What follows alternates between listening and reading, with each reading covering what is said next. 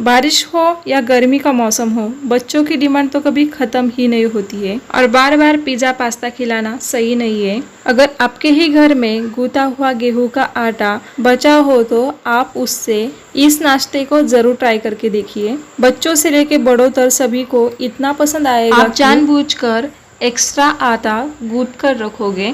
और ये नाश्ता बनाने में भी बहुत आसान है। और इस नाश्ते को अगर आपने बनाकर सबको खिला और सभी बाहर का खाना ही भूल जाएंगे तो और यही नाश्ता बनाने की डिमांड करेंगे। चलिए तो इस नाश्ते को बनाना शुरू करते हैं। और ये देखिए गेहूं के आटे की चपाती की बनाने के बाद बचा हुआ गेहूं का आटा, और इससे ही हम आज इस नाश्ते को बनाने वाले हैं।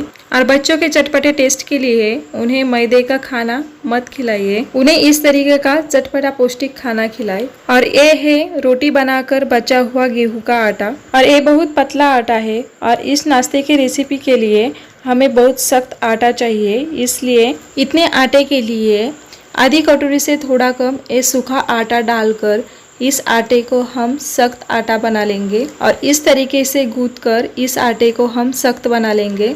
और बाकी का बचा हुआ आटा भी हम इसमें डाल देंगे और इसे गूंथकर सख्त आटा गूंथ लेंगे। तो इस नाश्ते के लिए कितना सख्त आटा चाहिए ये कैसे पता करें, तो इसका आप जितना हो सके उतना सख्त आटा गूंथिए, या फिर हम उड़द के पापड़ बनाने के लिए जैसा आटा गूंथते हैं वैसा आटा गूंथिए।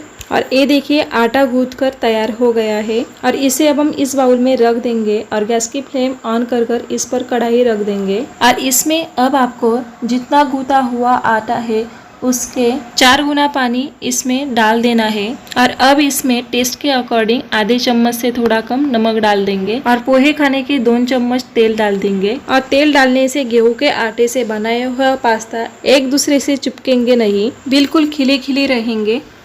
और इस पानी को अब उबाल आने देना है, तब तक हम गेहूं के आटे से पास्ता तैयार कर लेंगे। तो अब इसे बनाना बहुत आसान है। तो अब आपको एक कैंची लेनी है और इस तरीके से आटे को कट करना है। और इससे ज़्यादा बड़े साइज में इसे कट ना करें, नहीं तो ये अच्छे से पकेंगे नहीं। और इस नाश्ते को मैंने नाम दिया है मसाला पास्ता। और पास से देखा जाए तो ये देखिए ऐसा शेप इसका होना चाहिए। और इसी तरीके से अब हम इसको तैयार कर लेंगे।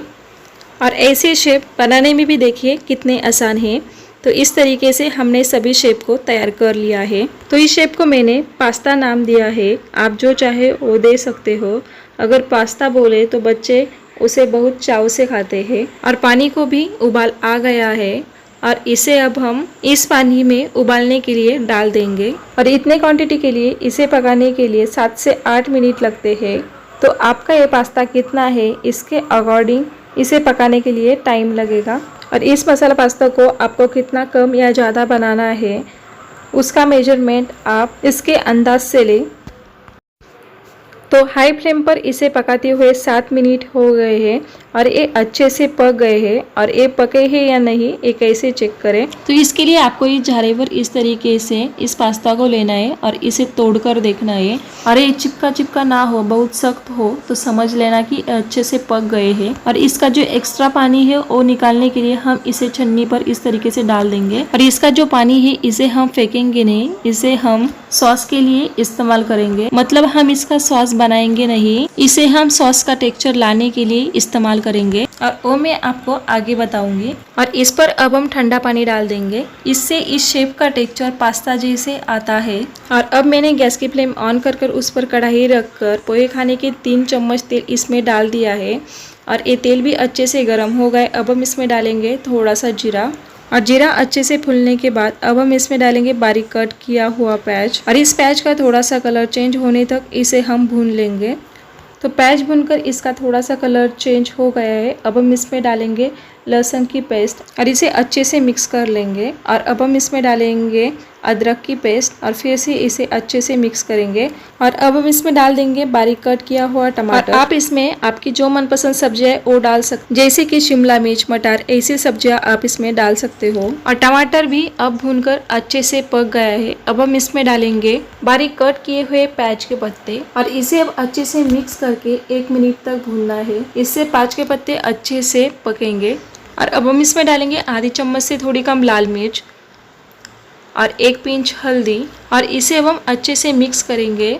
और इसे चटपटा टेस्ट देने के लिए हम डालेंगे एक सीक्रेट मसाला और वो है मैगी का मसाला मैजिक। इस मसाले से ही इस मसाले पास्ता का टेस्ट चटपटा और बहुत ही टेस्टी बनता है।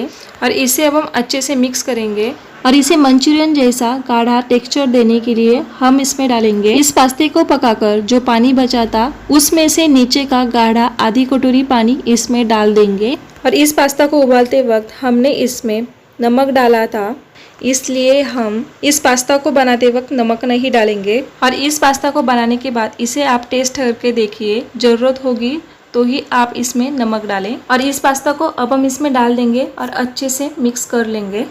और अब हम गैस की फ्लेम हाई कर देंगे और इस पास्ता को 1 मिनट तक ऐसे ही मिक्स करते हुए पकाएंगे। इस स्टेप से पास्ता में मसाला अच्छे से घुल जाता है। और अब हम इसमें डाल देंगे हरा धनिया और इसे अच्छे से मिक्स करेंगे। तो तैयार है गर्मा गर्म मसाला पास्ता खाने के लिए तैयार। और इसे अब हम सर्व करने के लिए इस प्लेट में निकाल लेंगे और इसे प्याज के पत्तों से गार्निश करेंगे। तो आज की ये गेहूं के आटे की मसाला पास्ते की रेसिपी आपको कैसी लगी कमेंट करके ज़रूर बताइए। और वीडियो यूजफुल लगा हो तो वीडियो को लाइक शेयर करें। और इसी तरह के नई नई रेसिपी सीखनी है तो अगर आपने चैनल को सब्सक्राइब नहीं किया है तो चैनल को सब्सक्राइब करें, जिससे आपको हमारे नए आने वाले रेसिपीज़ की नोटिफिकेशन मिलती रहेगी। चलिए फिर मिलते हैं अगली ऐसी ही नई रेसिपी में।